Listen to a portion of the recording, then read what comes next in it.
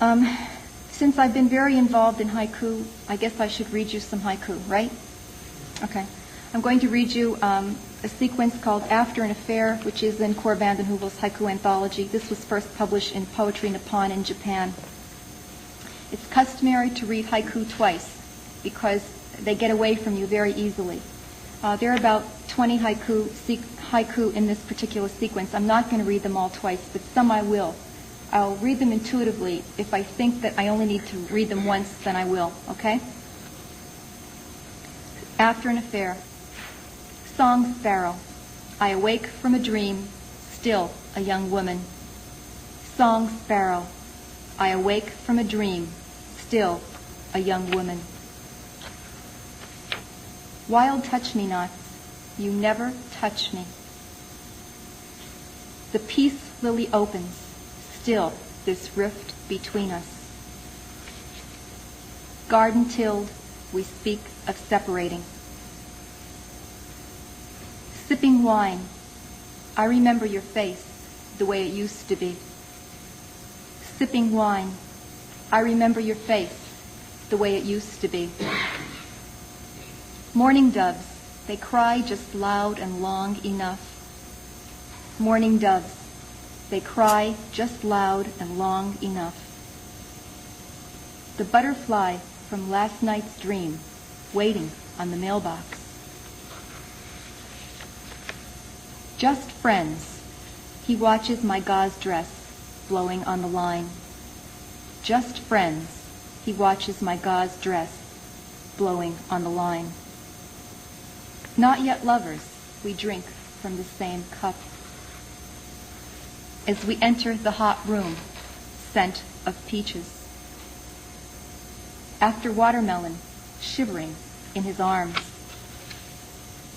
A moth touches the pink clover, then leaves. After he leaves, the cobwebs in the stairwell. Love seat, straightening the doily. After an affair, sweeping all the rooms. A white lie, growing bigger, mock orange. A white lie, growing bigger, mock orange. During our little talk, I tear a daisy to shreds. During our little talk, I tear a daisy to shreds. As we quarrel, my breasts aching. Summer breeze, a letter from his wife. During my grief, the sound of a neighbor sweeping her walk. You bring me tea as if everything were perfect. You bring me tea as if everything were perfect. Do I have more time? Or am I out of time? A few more minutes? Okay, I'll read you a couple of poems from Middle City. I was raised in a small town near Johnstown, Pennsylvania, southwestern part of Pennsylvania. I'll read you one about my grandmother. Grandma was a terrific hummer. She could out-hum any hummingbird. Early in the morning, before the sun, she began. She even hummed in her sleep.